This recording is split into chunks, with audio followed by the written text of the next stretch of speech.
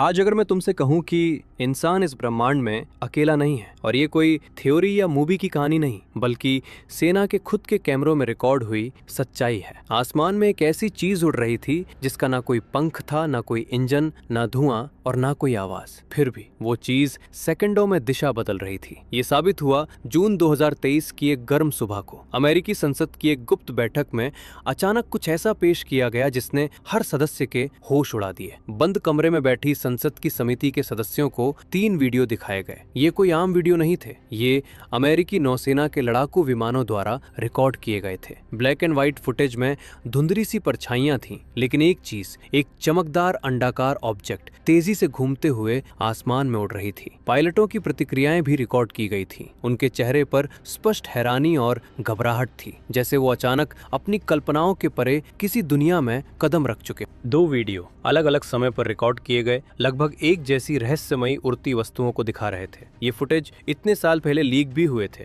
लेकिन अमेरिकी रक्षा मंत्रालय ने इन्हें आधिकारिक रूप से 2020 में जारी किया। यूट्यूब पर लाखों लोगों ने देखा, लेकिन जुलाई 2023 में जब अमेरिकी संसद ने इन पर चर्चा की तो सवाल फिर से गहराया, क्या हम सच में अकेले हैं इस ब्रह्मांड में? ग्रेग एगिजियन पेन स्टेट यूनिवर्सिटी में इतिहास और बायोएथिक्स के प्रोफेसर कहते हैं कि सदियों से लोगों ने आसमान में अजीब चीजें देखी हैं। इन्हें हम यूएफओ, अनआइडेंटिफाइड फ्लाइंग ऑब्जेक्ट्स के नाम से जानते हैं। उनका कहना है 1947 में पहली बार यूएफओ चर्चा में आया जब केनेथ आर्नल्ड नामक एक पायलट ने अमेरिका के पश्चिमी तट के पास उड़ान भरते समय तेजी से उड़ती हुई अजीब आकृतियों को देखा। उन्होंने इसे अजीब पाया। एक पत्रकार ने इसे फ्लाइंग सॉसर यानी उड़न तश्तरी कहा और फिर ये नाम यूएफओ में बदल गया। ये घटना इतिहास में मील का पत्थर बन गई। इसके बाद यूएफओ की साइटिंग लगातार बढ़ती गई। 1950 में अमेरिका, यूरोप और लातिन अमेरिका में लोगों ने आसमान में अजीब चीजें देखी। 1954 में फ्रांस में कई लोगों ने देखा कि इन ऑब्जेक्ट्स के अंदर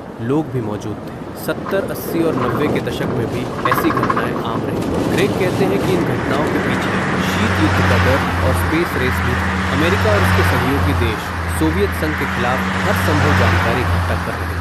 लोग सोचने लगे थे कि अगर परमाणु हमले को एलियंस ने देखा हो तो वे पृथ्वी की गतिविधियों पर नजर रख सकते हैं। 1950 के दशक में चांद और अन्य ग्रहों तक पहुंचने की रेस ने भी लोगों की कल्पनाओं को हवा दी। विज्ञान कथाओं और फिल्मों ने यूएफओ के खतरों और संभावनाओं को और ज्यादा रोमांचक बना दिया। 2010 के बाद मीडिया की रुचि इस विषय में बढ़ी। खोजी पत्रकार लेस्ली कीन, जिन्होंने 23 साल यूएफओ पर रिपोर्टिंग की, बताती हैं कि अमेरिकी रक्षा विभाग ने एक गुप्त प्रोग्राम चलाया जिसे अब यूएपी यानी अनआइडेंटिफाइड इनोमिलस फिनोमिना कहा जाता है। यूएपी वो नाम है जो उन रहस्यमयी घटनाओं और वस्तुओं को दिया गया जिन्हें समझा नहीं जा सका। 2017 में यूएपी टास्क फोर्स के प्रमुख ने इस प्रोजेक्ट के लिए संसाधनों की कमी के कारण इस्तीफा दे दिया और सार्वजनिक किया कि गुप्त काम चल रहा है। लेस्ली कीन और उनकी टीम ने न्यूयॉर्क टाइम्स में रिपोर्ट प्रकाशित की। इसके बाद अमेरिकी सरकार ने इस मामले की गंभीरता से जांच शुरू की। 2023 में लेस्ली कीन ने डेविड ग्रश नामक विसल ब्लोअर और पूर्व अमेरिकी खुफिया अधिकारी के साथ इंटरव्यू किया।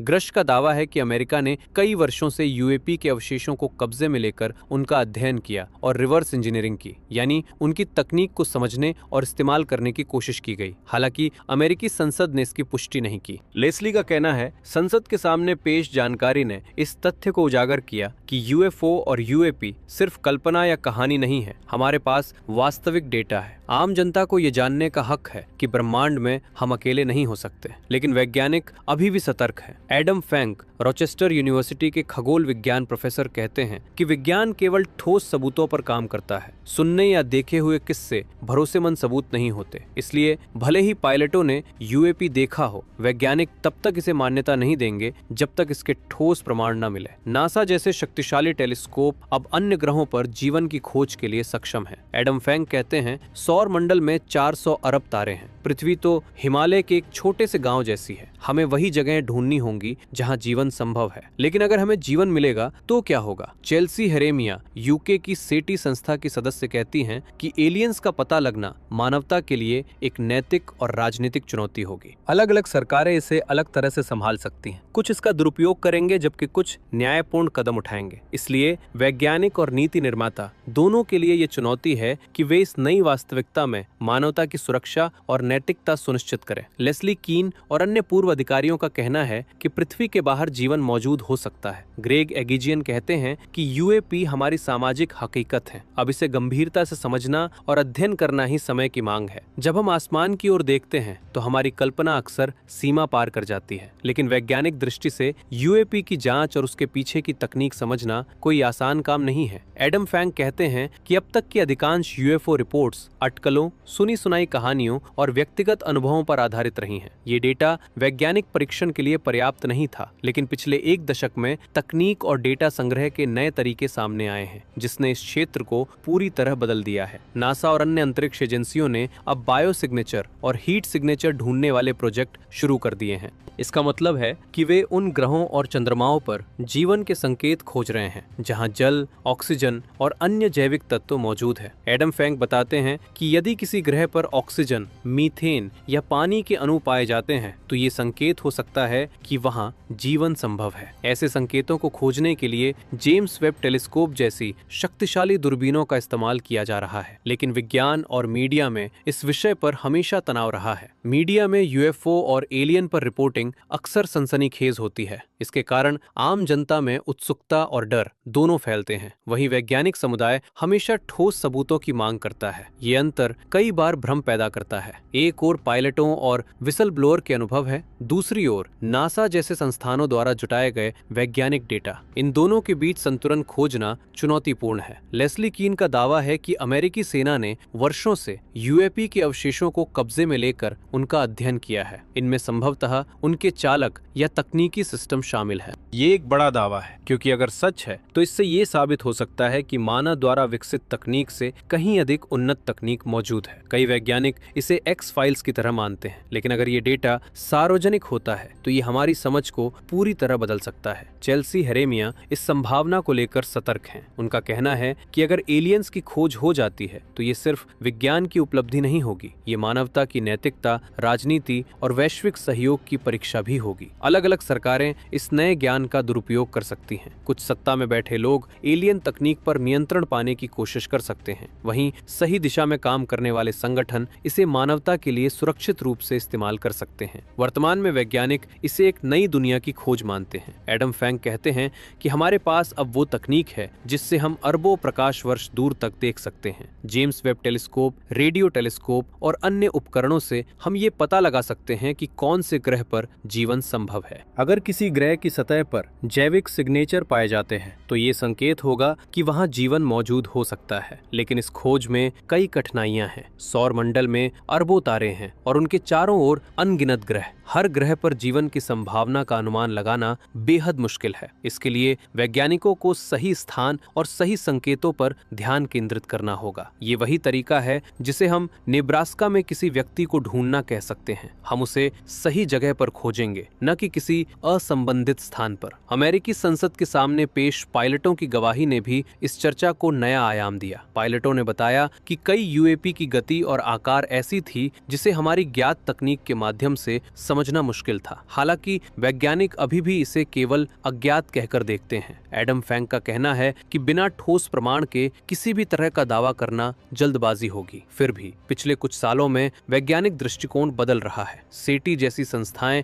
अब एलियन जीवन की खोज में केवल रेडियो सिग्नल्स या अजीब आकृतियों तक सीमित नहीं हैं। वे अब जीवन के किसी भी संभावित प्रमाण की तलाश कर रही हैं, चाहे वो ग्रहों की सतह पर हो, पानी में हो या अंतरिक्ष में हीट सिग्नेचर के रूप में मौजूद हो। ये शोध न केवल जीवन की खोज है, बल्कि ये समझने का प्रयास भी है कि अगर जीवन है तो वो किस रूप में है और किस तरह की तकनीक विकसित कर सकता है। लेस्ली कीन के अनुसार अगर अमेरिकी सरकार और सेना के गुप्त प्रोजेक्ट में सच में कुछ ऐसा है जो हमारी ज्ञात तकनीक से परे है, तो इसका अध्ययन करना मानवता के लिए एक अनमोल अवसर है। लेकिन साथ ही ये चुनौती भी पेश करता है कि इसे कैसे साझा किया जाए और किस हद तक जनता को इसके बारे में बताया जाए। अंतरिक्ष में जीवन की खोज केवल वैज्ञानिक मुद्दा नहीं है, ये मानवता के भविष्य, उसकी नैतिकता और उसकी तैयारियों से भी जुड़ा हुआ है। अगर कहीं एलियन सभ्यता मौजूद है तो वो हमारे मुकाबले तकनीकी रूप से कहीं आगे हो सकती है। इसका मतलब है कि हमें उनके संपर्क के लिए तैयार रहना होगा, सिर्फ विज्ञान की दृष्टि से नहीं बल्कि मानवता की सुरक्षा, राजनीति और नैतिकता की दृष्टि से भी। यही वजह है कि सेटी जैसी संस्थाएं वैज्ञानिक और नीति नीति निर्माता मिलकर योजना बनाते हैं कि एलियन जीवन की खोज के बाद क्या कदम उठाए जाएं। ये केवल तकनीकी नहीं बल्कि सामाजिक, राजनीतिक और नैतिक प्रश्न भी है। चेल्सी हेरेमिया कहती हैं कि इसके लिए वैश्विक सहयोग की आवश्यकता होगी। सरकारों को अपने अनुभव, तकनीक और ज्ञान साझा करना होगा। बिना सहयोग के ये चुनौती असंभव होगी। लेकिन सवाल ये भी है कि क्या हम सच में तैयार हैं? अगर किसी दिन एलियन जीवन का पता चलता है तो क्या हम मानवता के रूप में तैयार होंगे? क्या हम इसे समझेंगे और इसका सही इस्तेमाल करेंगे, या फिर ये ज्ञान केवल कुछ शक्तिशाली देशों और लोगों तक सीमित रहेगा और बाकी मानवता को अज्ञात और असुरक्षित छोड़ देगा? ग्रेग एगिगियन का मानना है कि यूएपी हमारी सामाजिक हकीकत का हिस्सा बन गए हैं। हमें इन्हें केवल रहस्य या कहानी के रूप में नहीं देखना चाहिए। इनका अध्ययन, इनकी जांच और इन पर गंभीर वैज्ञानिक शोध करना अब जरूरी हो गया है, क्योंकि जब तक हम इसे